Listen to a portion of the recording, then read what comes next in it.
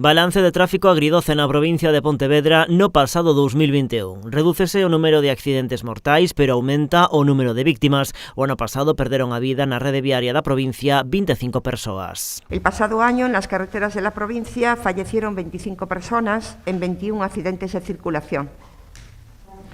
El número de fallecidos en 2019 y 2020 se había mantenido en 24, pero en este 2021 se ha incrementado hasta los 25. O que se reduce é o número de accidentes mortais. El número de accidentes mortales, sin embargo, fueron en 2019 de 22, en 2020 de 24 y el año pasado de 21.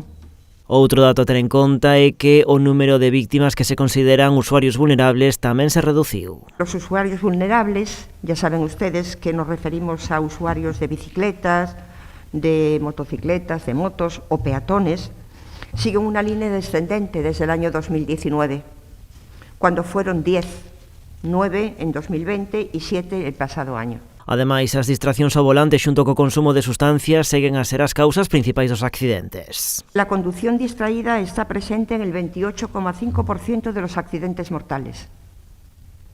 La velocidad inadecuada en el 23,8% de los accidentes mortales. No respetar la prioridad, la conducción negligente y la conducción negligente presente, cada uno en el 14,3% de los accidentes mortales.